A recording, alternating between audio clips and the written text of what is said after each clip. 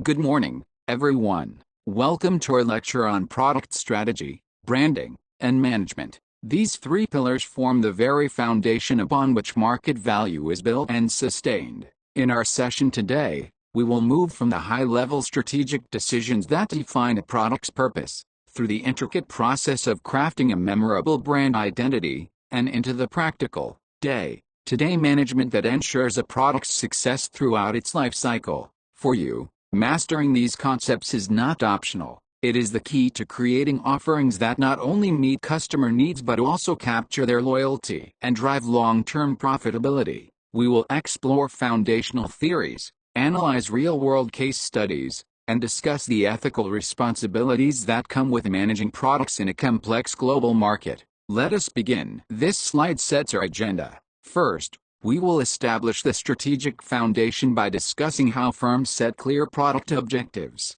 These are not arbitrary goals. They must be aligned with the overarching mission of the organization. We will explore the widely used SMART framework: specific, measurable, achievable, relevant, and time-bound, to ensure these objectives are actionable and effective. From there, we will examine the various strategies firms can employ, such as deciding between a full-line or limited-line approach, and how these decisions impact market positioning and resource allocation. Second, we will journey through the product life cycle, or PLC. This is a foundational concept that models the stages a product goes through from its introduction to its eventual decline. For each of the four stages, introduction, growth, maturity, and decline, we will analyze the typical market characteristics and discuss the appropriate adjustments to the marketing mix. Third, we will delve into the powerful tools of branding and packaging. We will explore how a strong brand name,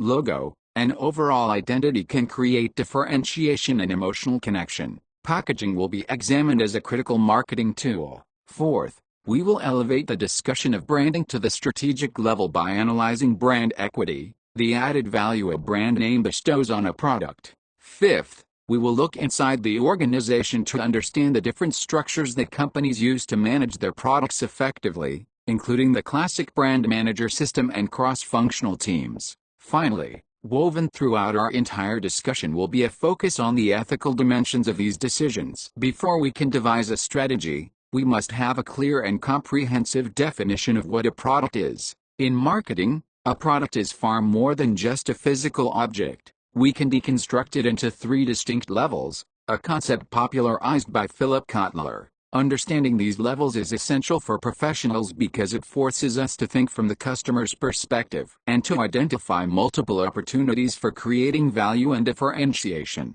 The first level is the core product. This is the fundamental need or benefit that the customer is really buying. It is the intangible problem-solving service. For a hotel, the core product is rest and sleep. For a drill, it is the ability to make a hole. The second level is the actual product. This is where the core benefit is turned into a tangible offering. The actual product includes the physical attributes, features, design, quality level, brand name, and packaging.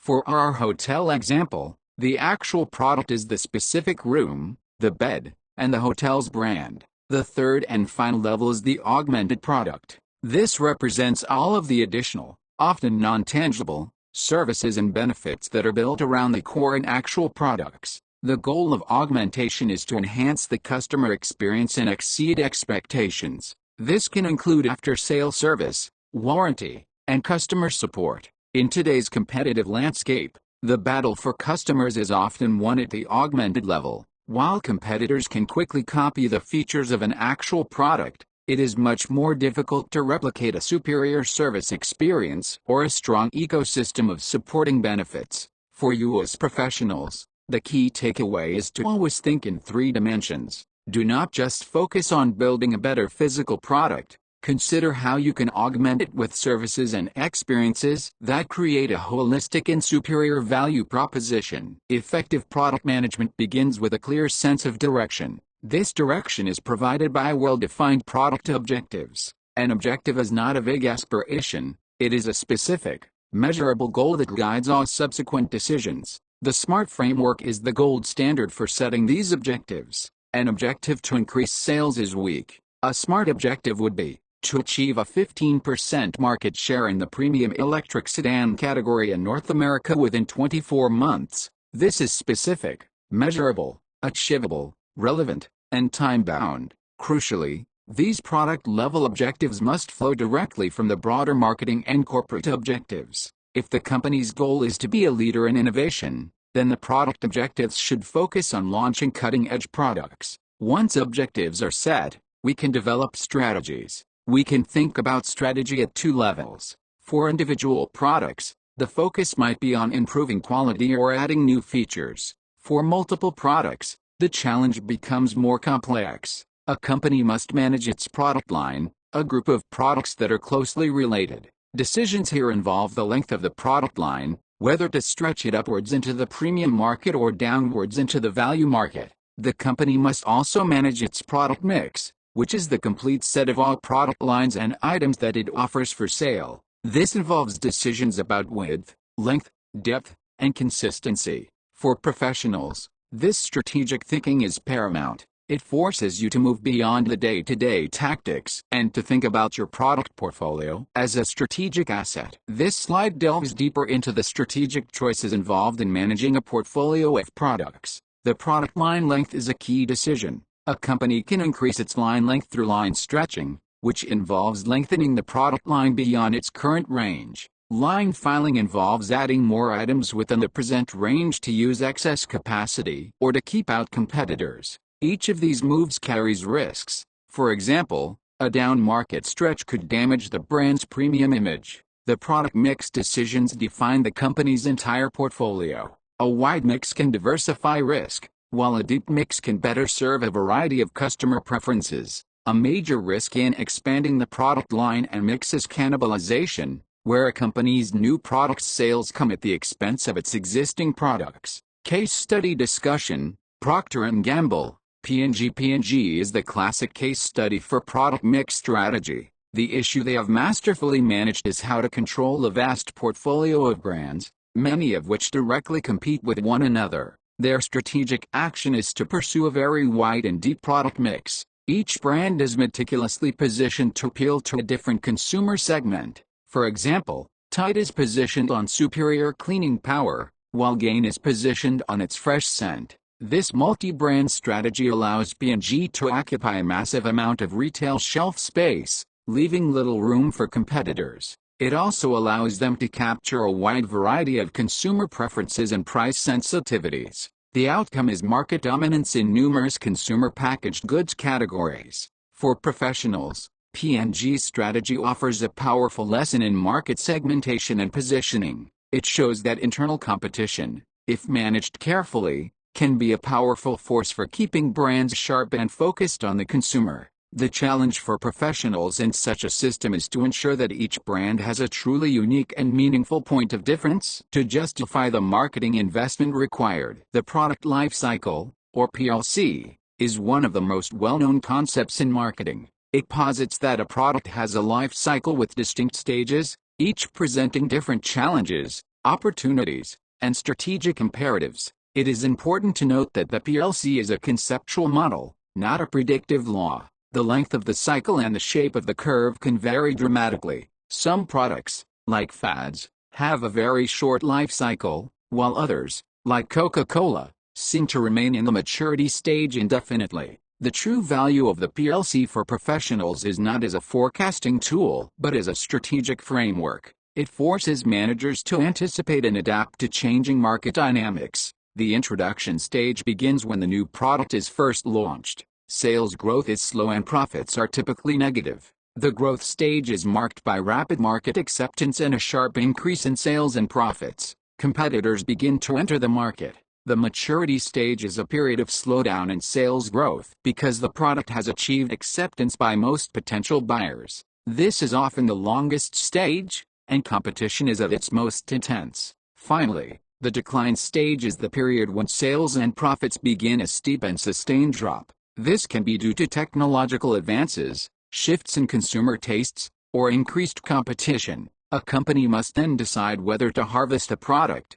divest it, or try to rejuvenate it. For you as professionals, The key is to correctly identify which stage your product is in and to proactively adjust your marketing strategy accordingly. Let us now examine the first stage of the PLC, introduction, in more detail. This stage is characterized by a challenging financial picture. Sales are low, the cost to acquire each customer is high, and profits are consequently negative or non-existent. The primary marketing objective during this phase is not yet about maximizing profit, but about building a foundation for future success. The key goals are to create awareness of the new product and to encourage trial among the first wave of potential customers, often referred to as innovators and early adopters. The marketing mix must be carefully calibrated to achieve this. The product itself is often a basic version, as the company is still learning about the market's preferences. Pricing strategy is typically cost plus, meaning the price is determined by adding a markup to the production costs. Promotion is perhaps the most critical element, requiring heavy investment to educate the market.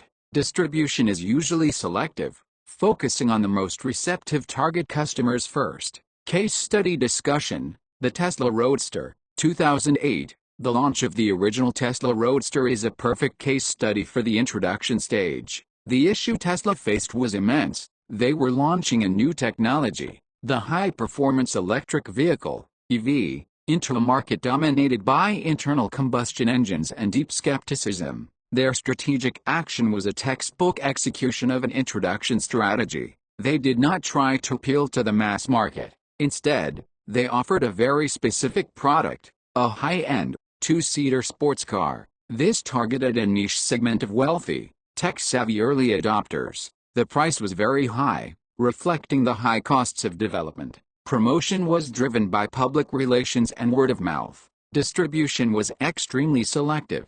The outcome was a strategic success. While Tesla did not sell a huge number of Roadsters, the product achieved its core objective. It established the Tesla brand as a leader in innovation and performance. It proved that EVs could be exciting, creating a halo effect that paved the way for their subsequent mass-market models. For professionals, this case teaches a vital lesson. The goal of the introduction stage is not always immediate profit, but to successfully seed the market and build a beachhead for future growth. The growth stage is a period of dynamic expansion. If the new product satisfies the market, sales will begin to climb rapidly. Attracted by the opportunities for profit, new competitors will enter the market. They will introduce new product features, and the market will expand. The increase in competitors leads to an increase in the number of distribution outlets. Profits increase during the growth stage as promotion costs are spread over a larger volume, and as unit manufacturing costs fall.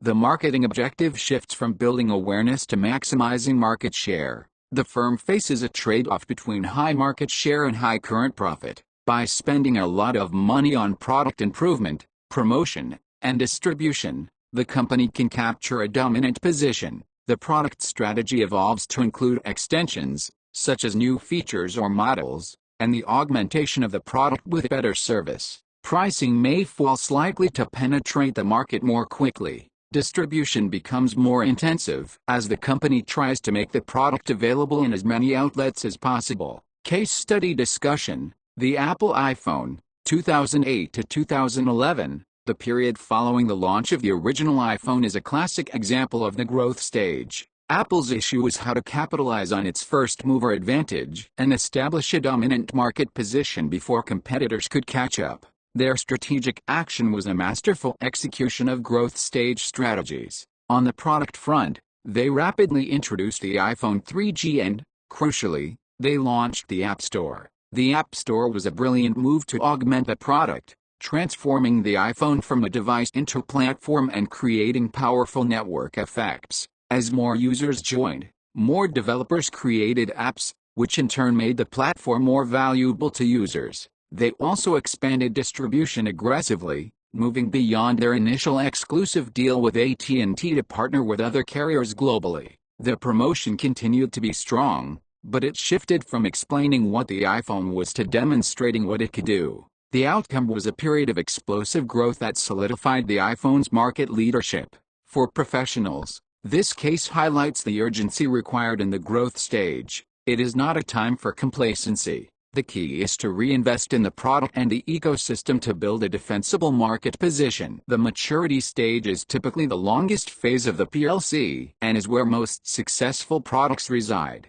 This stage is characterized by a slowdown in sales growth. The market becomes saturated, as most potential consumers have already tried the product. This leads to intense competition among the established players. This fierce competition leads to downward pressure on prices, increased advertising spending, and higher R&D budgets. The result is a drop in profit margins. Weaker competitors start to drop out, and the industry eventually consolidates. The marketing objective shifts to maximizing profit while defending market share. The company must find ways to protect its position and extend the maturity stage for as long as possible. Strategic options include modifying the market, finding new users, modifying the product, improving quality or features, or modifying the marketing mix. Product strategy often involves diversifying the brand with new models or flavors. Pricing becomes highly competitive. Promotion is used to differentiate from competitors and to encourage brand switching.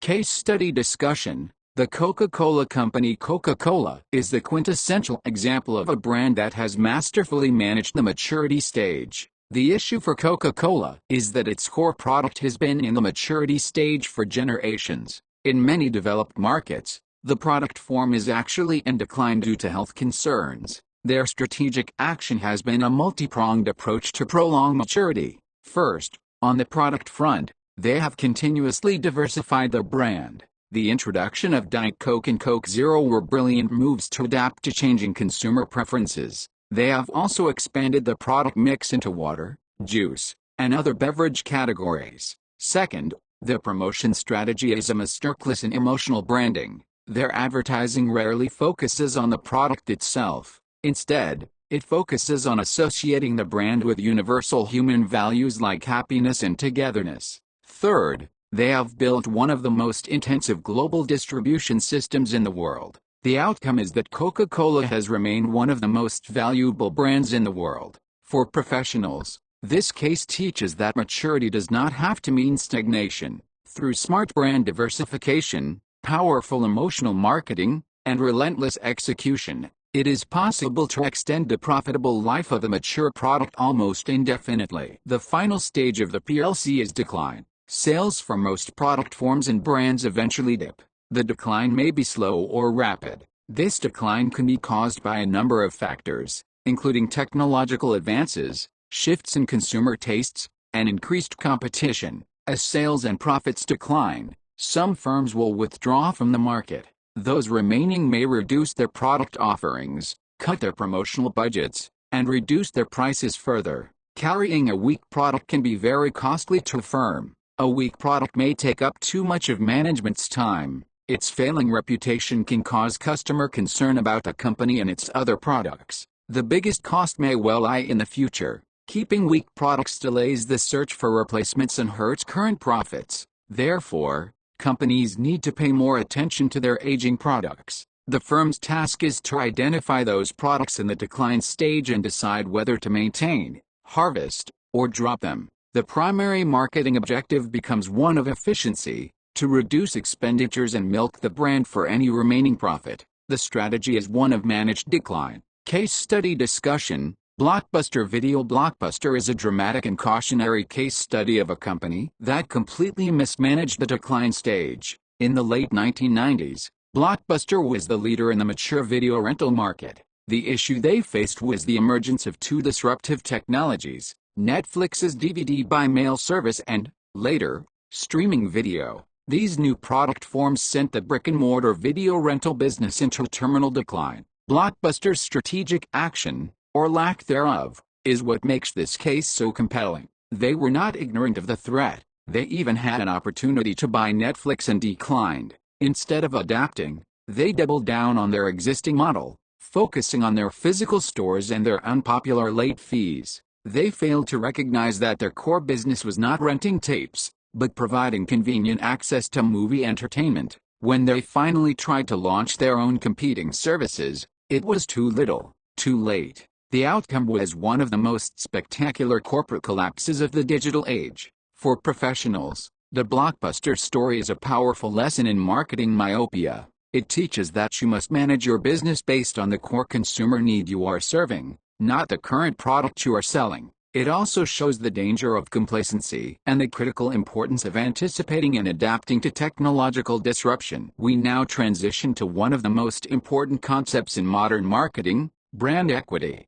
A brand is more than just a name and a logo, it is a key asset for a company. Brand equity is the value of that asset. Formally, it is defined as the differential effect that brand knowledge has on consumer response to the marketing of that brand. In simpler terms, it is the added value endowed on products and services, which may be reflected in how consumers think, feel, and act with respect to the brand. A brand has positive brand equity when consumers react more favorably to a product when the brand is identified than when it is not. A brand with strong equity is a very valuable asset. It allows a company to charge a premium for its products. It provides leverage in negotiating with distributors. It enables easier brand extensions, and it offers some defense against intense price competition. The sources of brand equity are multifaceted. It is built on a foundation of high brand awareness and familiarity. Beyond simple awareness, the brand must have strong,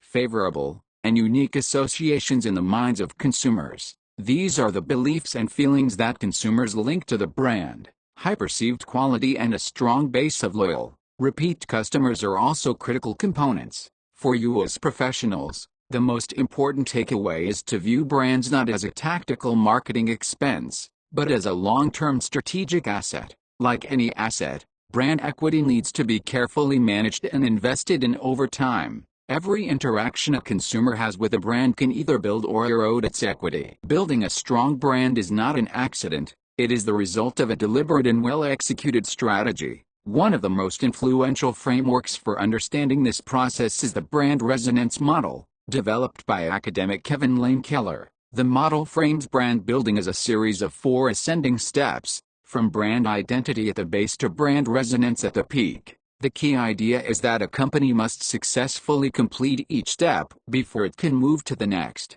The first step, at the base of the pyramid, is identity, which is about ensuring deep and broad brand awareness. We are answering the consumer's question, "Who are you?" The second step is meaning. Here, the goal is to establish the totality of brand meaning by strategically linking a host of tangible and intangible brand associations. This involves defining the brand's points of parity and its crucial points of difference. We are answering the question, "What are you?" The third step is response. This is about eliciting the proper customer responses. These responses can be divided into 2 categories: judgments, rational evaluations, and feelings, emotional responses. We are answering the question, "What do I think or feel about you?" The final and most difficult step is relationships. This is about converting the brand response to create an intense, active, and loyal relationship between customers and the brand. This is the stage of brand resonance where customers feel a deep psychological bond with the brand.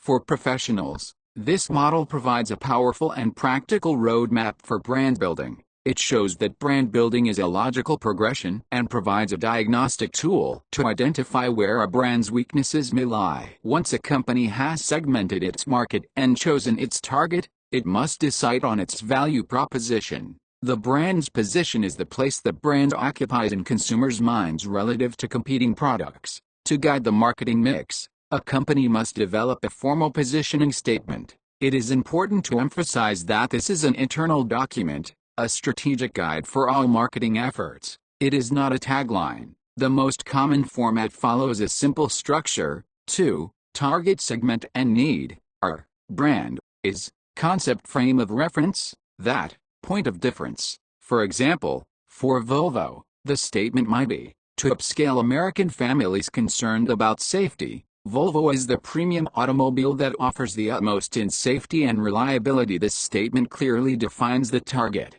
the frame of reference, and the unique point of difference. A good positioning statement should be clear, compelling, and provide a strong rationale for choosing the brand. Case study discussion. Avis's "We Try Harder." This is one of the most famous and brilliant positioning campaigns in history. In the early 1960s, Avis was a distant and unprofitable number 2 in the car rental market, far behind the dominant leader, Hertz. The issue was how they could possibly compete. Their strategic action, developed by the agency DDB, was to not run away from their second-place status, but to embrace it and turn it into a benefit for the consumer. Their positioning was essentially, to business travelers who feel underserved by the market leader, Avis is the car rental company that, because we are number 2, tries harder to provide better service. This was translated into the famous tagline. The campaign detailed all the ways they tried harder. The outcome was transformative. The campaign was a massive success, and Avis became profitable for the first time in over a decade. For professionals, this case is a masterclass in positioning. It teaches that a point of difference does not have to be a functional product feature. It can be a service promise, an attitude, or even a market position. It demonstrates the power of honesty and of framing a perceived weakness as a customer-centric strength. The brand name and other brand elements are the tangible signs and symbols that communicate the brand's identity to the world. Choosing these elements is a critical strategic decision. A good name can add greatly to a product's success. The ideal brand name should possess several key qualities. It should be suggestive of the product's benefits, e.g., Head and Shoulders. It should be easy to pronounce, recognize, and remember, e.g., Tide. The name should be distinctive and stand out. It should be extendable, meaning it does not limit a brand to a single product category. Finally, in our global market, the name should be capable of being legally protected, and it should translate well into other languages without any negative connotations. Beyond the name, a rich set of brand elements can be used to build identity. Logos and symbols are visual representations that can become powerful assets, like the Nike swoosh or the Apple logo, which are recognizable worldwide without any text. Animated characters, like the Geico gecko, can add personality. Jingles and sounds can also become powerful brand identifiers. The entire set of brand elements must work together harmoniously to create a consistent and memorable brand identity. For professionals, the key is to think of these elements not as decorative pieces but as strategic assets that need to be carefully chosen, legally protected through trademarks, and managed consistently over time to build brand equity. A company must decide on its overall branding strategy. One of the most fundamental choices is between using individual brand names or a family, or umbrella brand name. Under an individual branding strategy, each product gets its own unique brand name. Procter & Gamble is the classic example. Tide, Pampers, Gillette, and Pantene are all P&G products, but they are marketed as separate, distinct brands. The main advantage of this strategy is that the company does not tie its own reputation to the success of any one product. A failure of one brand does not harm the image of the other brands. It also allows the firm to create different brand images and positions to appeal to different market segments. The main disadvantage is the high cost. Each new brand requires a significant investment in marketing. The opposite approach is a family branding strategy, where multiple products are marketed under a single, overarching brand name. Google is a great example. Google Search, Google Maps, and Google Chrome all share the same parent brand. The main advantage here is the efficiency. A new product launched under the Google name benefits from the instant recognition and trust that the parent brand has already established. This significantly lowers the cost and risk of the new product launch. The main disadvantage is that the failure of a new product can hurt the reputation of the parent brand. The choice between these strategies is a critical one for professionals. It depends on factors like the company's financial resources, the diversity of its product offerings, and its overall risk tolerance. To manage a complex portfolio of brands, it is useful to formalize the branding strategy into a brand hierarchy. A brand hierarchy is a graphical representation that shows the relationships between a company's different brands and brand elements. It helps to clarify which brand elements are applied to all products and which are unique to specific products. A typical hierarchy has several levels. At the very top is the corporate brand. This is the brand of the company itself, e.g., General Motors. Below the corporate brand, we can have a family brand. This is a brand that is used across a range of related products, e.g., Chevrolet. Below that is the individual brand. This is a brand that is restricted to essentially one product category, e.g., the Corvette sports car. Finally, a modifier can be used to designate a specific item or model type, e.g., the Corvette Z06. The brand hierarchy is a powerful strategic tool for professionals. It forces a company to be deliberate about its brand architecture. It helps to define the roles and responsibilities of each brand in the portfolio and to ensure that the relationships between them are clear to consumers. It also provides a framework for making decisions about brand extensions. A well-designed brand hierarchy provides both clarity and flexibility, enabling a company to build equity at multiple levels of the organization. Product quality is a cornerstone of effective product management. Quality can be defined from two perspectives. From the company's perspective, it can be defined as conformance to requirements, meaning the product is free from defects. From the customer's perspective, it is defined as fitness for use, meaning the product is what the customer wants it to do. The modern approach is to focus on the customer's definition. Product quality has a direct link to customer satisfaction and company profitability. One of the most influential management philosophies for achieving high quality is total quality management, or TQM. TQM is a comprehensive approach that requires the commitment of all employees to a process of continuous improvement. It is not a one-time program but a long-term cultural shift. The goal of TQM is to improve the quality of all the organization's processes, products, and services. A more specific and data-driven methodology related to TQM is Six Sigma. This is a highly disciplined, statistical approach to identify and eliminate the causes of defects in any business process.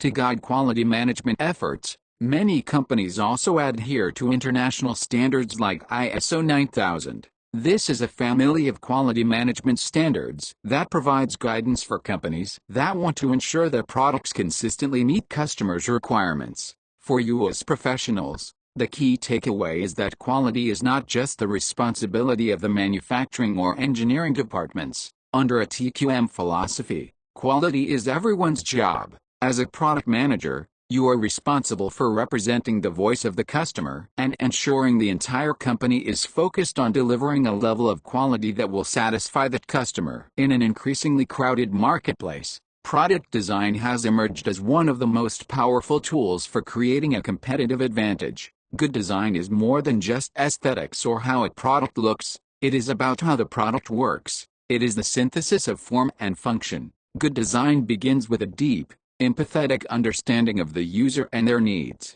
The visual aesthetics of a product, its shape, color, and materials, can create an immediate emotional response and communicate the brand's personality. In the digital world, this has evolved into the discipline of user experience, or UX, design, which focuses on making technology not just functional, but easy and enjoyable to use. A broader philosophy that has gained significant traction in business is design thinking. This is a problem-solving methodology that uses the tools of designers, such as empathy, ideation, and prototyping, to solve complex business problems. Case study discussion. The Dyson vacuum cleaner. The vacuum cleaner market for decades was a classic mature market. The products were largely undifferentiated, functional appliances. The issue James Dyson faced was how to break into and revolutionize this staid market. His strategic action was a relentless focus on superior design, in both the engineering and aesthetic senses. On the functional side, he developed a radically new technology, cyclonic separation, that eliminated the need for bags and provided no loss of suction. This was a clear point of difference, but equally important was the aesthetic design. Instead of hiding the technology inside a boring plastic shell, the Dyson design celebrated it. The clear bin that showed the swirling dust and the brightly colored components made the product look like a piece of high-tech machinery. The design was distinctive and communicated a message of power and innovation. The outcome was that Dyson completely disrupted the market. They were able to charge a significant price premium for a product in a category that had previously competed largely on price. For professionals, the Dyson story is a powerful testament to the strategic importance of design. It teaches that even the most mundane product category can be transformed through a commitment to superior functional and aesthetic design. Our discussion so far has largely focused on tangible, physical goods. However, the service sector now dominates the economies of most developed nations. It is crucial for professionals to understand how to manage services as products. A service is any activity or benefit that one party can offer to another that is essentially intangible and does not result in the ownership of anything. Services have four special characteristics that have significant implications for marketing. First is intangibility. You cannot see or touch a service before you buy it. This creates uncertainty for the consumer. To reduce this uncertainty, marketers must provide tangible cues that signal the quality of the service. For example, a clean and professional-looking office for a financial consultant. Second is inseparability. Services are typically produced and consumed at the same time. The customer is often present during the service production. This means the interaction between the service provider and the customer is a critical part of the marketing process. Third is variability. The quality of services can vary greatly, depending on who provides them. A friendly and efficient bank teller can provide a great experience, while a tired and grumpy one can provide a poor one. Companies must invest heavily in training and standardization to manage this variability. Fourth is perishability. Services cannot be stored for later use. An empty seat on an airplane represents revenue that is lost forever. This creates challenges in matching supply and demand. For professionals, managing a service requires a different mindset than managing a physical good. It requires a focus on managing the customer experience and empowering frontline employees. The unique characteristics of services mean that the employees who deliver the service are a critical part of the product itself. The service profit chain is a powerful model that formalizes this connection. The model shows the direct links between employee satisfaction, customer loyalty, and profitability. The chain begins with internal service quality. This refers to the quality of the work environment a company creates for its employees, including factors like training and support systems. When a company invests in its employees, it leads to the second link: satisfied and productive service employees. Employees who feel valued are more likely to be satisfied, loyal, and productive. This, in turn, leads to the third link: greater service value. Satisfied and empowered employees are better able to create value for customers through friendly and efficient service. This greater service value creates the fourth link: satisfied and loyal customers. Customers who consistently receive great service are more likely to be satisfied, to return, and to spread positive word of mouth. The final link in the chain is healthy service profits and growth. Loyal customers provide a steady stream of revenue and are less price sensitive. Case study discussion. Starbucks is a classic case study of the service profit chain in action. Their central issue has always been how to deliver a consistent, high-quality Starbucks experience across tens of thousands of stores worldwide. They recognized early on that their product was not just coffee, but the entire service experience. Their strategic action was a deep and sustained investment in the first link of the chain: internal service quality. They famously refer to their employees not as staff,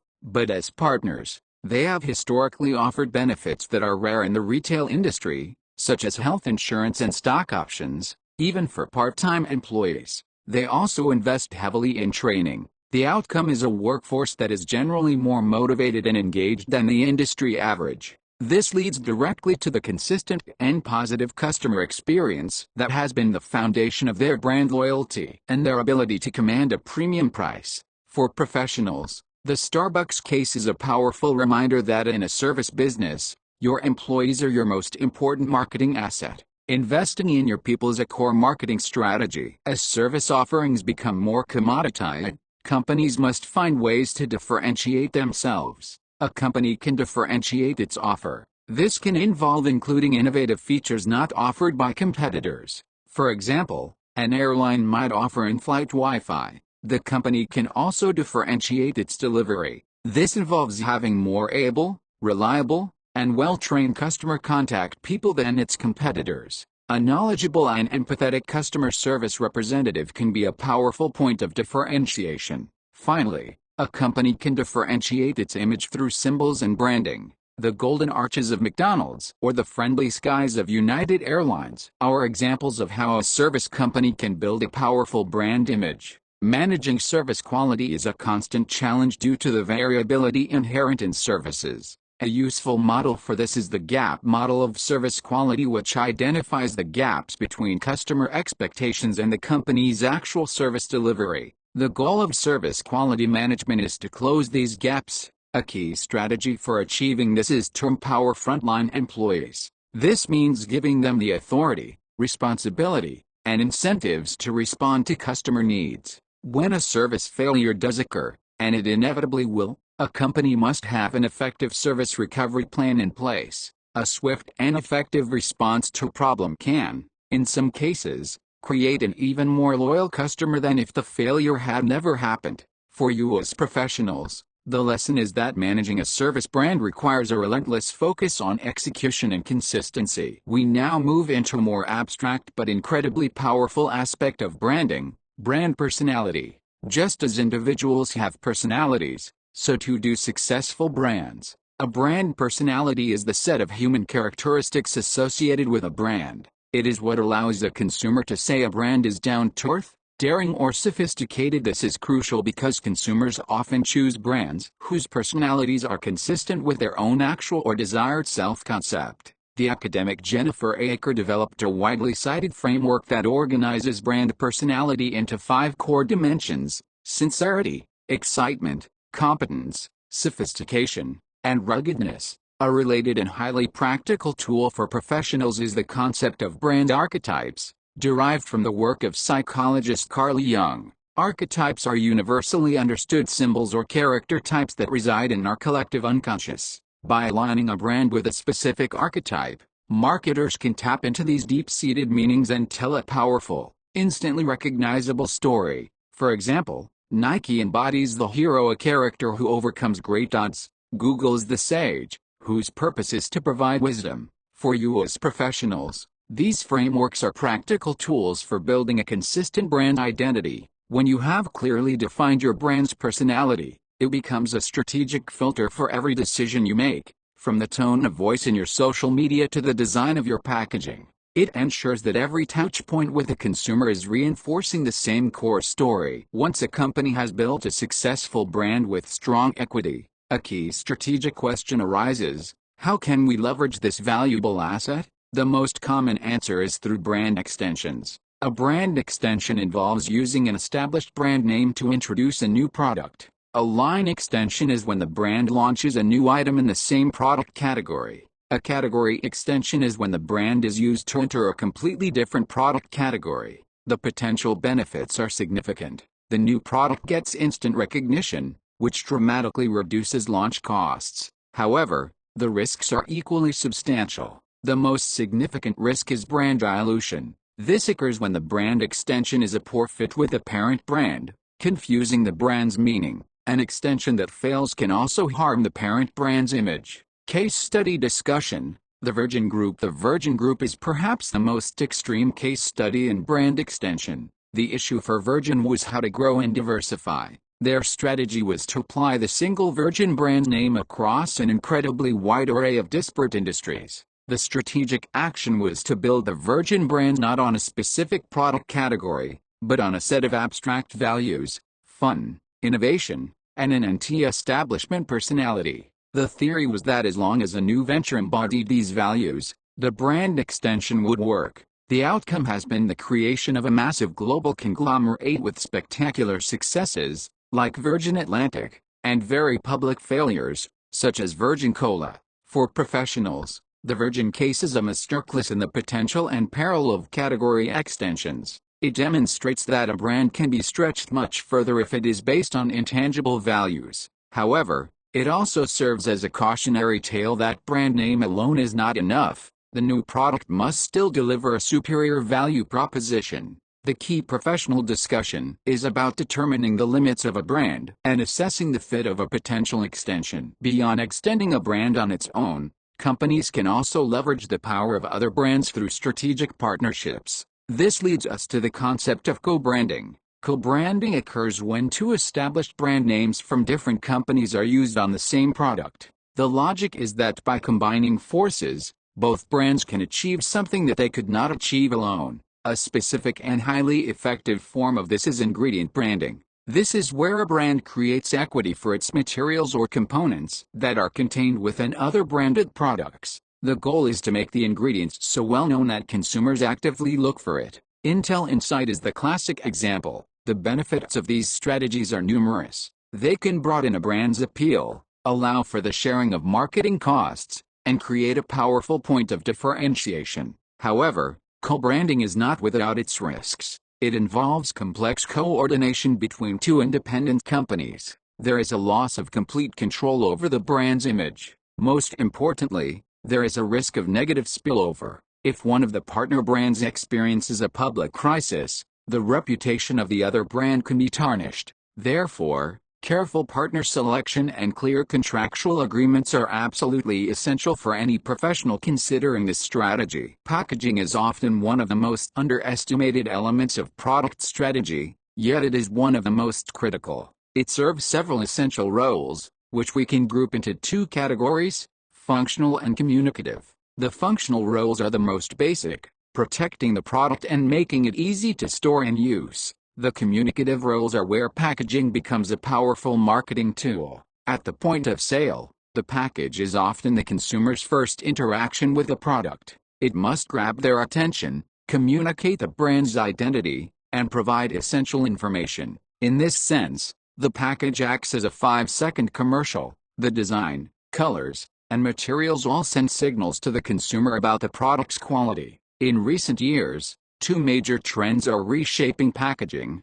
the demand for sustainable, eco-friendly materials, and the rise of smart packaging. Case study discussion. Tiffany & Company's Blue Box. The issue for any luxury brand is how to convey a sense of exclusivity and desirability. Tiffany & Company faced this challenge in the late 19th century. Their strategic action was to choose a unique and distinctive color for their packaging: a light, robin's egg blue. This was a strategic branding decision. The color was so integral to their identity that they later trademarked the specific shade, now known as Tiffany Blue. The outcome is one of the most iconic and powerful examples of packaging in marketing history. The box itself has become a symbol. It immediately signals luxury, romance, and a special occasion. For professionals, the Tiffany case is the ultimate proof that packaging is not just a container. It is an integral part of the brand experience. It teaches that a bold and consistent design choice can become a powerful and enduring brand asset.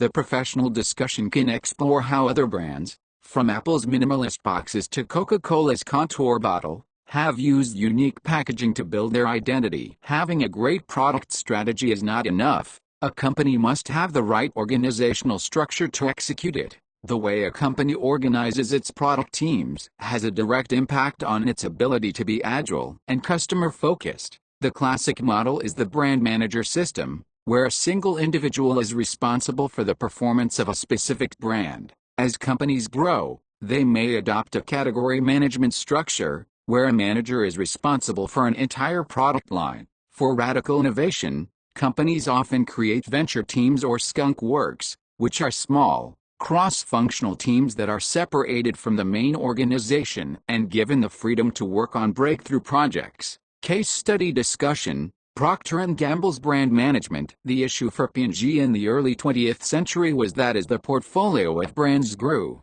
they began to compete with each other for resources. The strategic action, pioneered by Neil McElroy in a famous 1931 memo, was to create the brand manager system. He proposed that each brand should have its own dedicated manager and team, responsible for its entire marketing strategy and its profit and loss statement. This created a system of intense internal competition. The outcome was a structure that proved incredibly effective and became the gold standard for consumer packaged goods companies for decades. It fostered deep expertise, clear accountability, and a relentless focus on winning in the marketplace. For professionals, the P&G model is a foundational lesson in organizational design. The critical discussion for professionals today is about how this model is evolving. In a more collaborative world, is the intense internal competition of the classic brand manager system still optimal? Sustained success requires a constant stream of new products, but innovation is inherently risky. Most new products fail. To manage this risk, companies use a structured new product development (NPD) process, often called a stage gate process. This process breaks down the journey from idea to launch into a series of distinct stages, with a gate or checkpoint after each one where management decides whether to continue funding the project. The process begins with idea generation, the systematic search for new ideas. This is followed by idea screening, the first filter to drop poor ideas quickly. Promising ideas are developed into detailed product concepts for concept development and testing with target consumers. Next comes marketing strategy development, which designs an initial plan, followed by a rigorous business analysis of the sales and profit projections. If it passes, the concept moves to the expensive product development stage where a physical prototype is created. Test marketing tests the product in realistic market settings before a full commercialization or launch. For you as professionals, understanding this structured process is vital. It imposes discipline on what can be a chaotic process. It ensures that projects are evaluated against clear strategic criteria at every step, allowing companies to invest their resources in the ideas with the highest probability of success. As product and brand managers, the decisions you make have real-world consequences. It is imperative to have a strong ethical framework. Several key ethical issues consistently rise in product strategy. Product safety is the most fundamental obligation. Planned obsolescence is a more subtle issue. Is it ethical to design a product to become obsolete prematurely to encourage a new purchase? Deceptive branding and labeling involves misleading consumers about a product's attributes. Finally, sustainable sourcing and production encompasses the environmental impact and labor conditions in the supply chain. Case study discussion: the automotive emissions scandal. This case,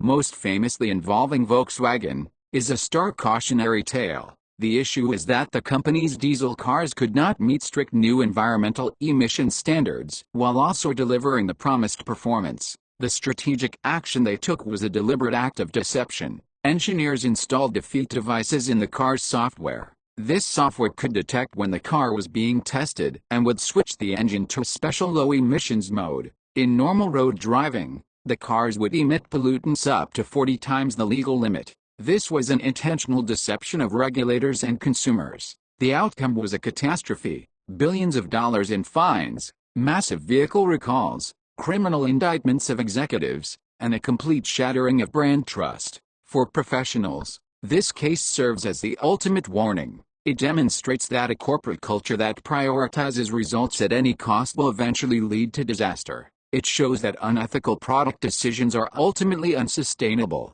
The key lesson is that ethical considerations must be an integral part of the product development and management process itself. Managing products and brands in a global context introduces a new layer of complexity. The central strategic choice that a global marketer faces is the degree of standardization versus adaptation. Product standardization involves offering a uniform product and marketing mix worldwide. The main advantage is economies of scale. This strategy works best for products where consumer needs are relatively universal. At the other end of the spectrum is product adaptation, which involves modifying the product to meet the specific needs of local markets. This increases relevance but also increases costs. Between these two extremes, a company can pursue other strategies like communication adaptation or dual adaptation. Case study discussion: Coca-Cola's global versus local strategy. Coca-Cola is a quintessential case study in managing a global brand. The issue they constantly navigate is how to maintain the integrity of their iconic global brand while ensuring it remains relevant in over 200 countries. Their strategic action is a sophisticated blend of standardization and adaptation, often described as a global approach. The core product, Coca-Cola Classic, and the core brand identity are highly standardized globally. This creates massive efficiencies. However, their execution is highly localized. Their distribution network is tailored to each country. Their marketing communications are also localized. While the overarching theme of happiness is global, the specific advertisements feature local celebrities and resonate with local cultural values. They also adapt their product portfolio, offering local brands and flavors. The outcome is the creation of arguably the most recognized brand on the planet. For professionals, the Coca-Cola case teaches that the standardization versus adaptation debate is not an either-or choice. The most successful global strategies often involve standardizing the core brand essence while allowing for flexibility in execution. We now turn to the future, looking at the key trends that are actively reshaping the landscape of product and brand management. One of the most significant is purpose-driven branding. Consumers increasingly expect brands to stand for something more than just profit. The rise of direct-to-consumer (D2C) models is another transformative trend. Enabled by e-commerce, new brands can now bypass traditional retail channels and build a direct relationship with their customers.